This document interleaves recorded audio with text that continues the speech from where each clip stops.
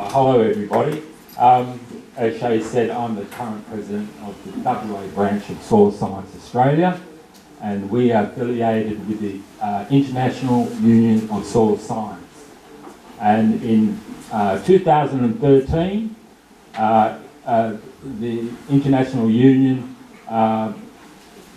put up an endorsement to have the 5th of December as World Soils Day, and that was passed by the UN Congress in 2013 in recognition of the importance of soils. And I also like to thank Region WA and Perth NRM for bringing all soil groups and people interested in soils to this function today. I'd just like to point out that as a representative of Soil Science Australia, we try to promote soil science and the recognition that soils need to be preserved. When I started off studying soils, probably 40 years ago now, I was instructed by geographers, soil chemists, soil physicists, and geologists. All the emphasis was on soil chemistry, inorganic chemistry, and physics. And it was all physical.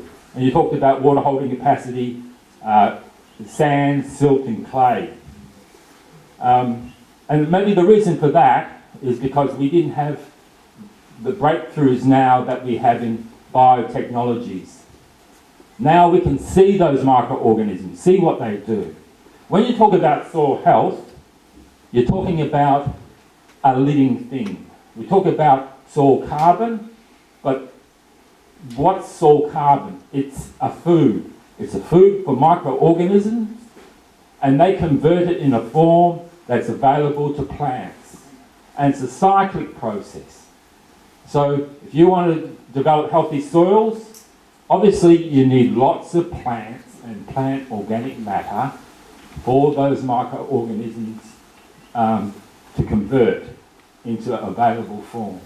And when you study soils, you notice it is a living thing, and all processes associated with soil formation are biological. People are starting to understand that. It's not just inorganic chemistry processes.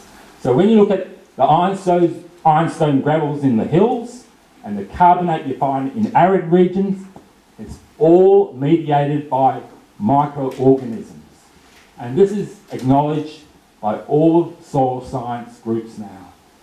We used to call it oxidation reduction processes, and they are now acknowledged to be biological.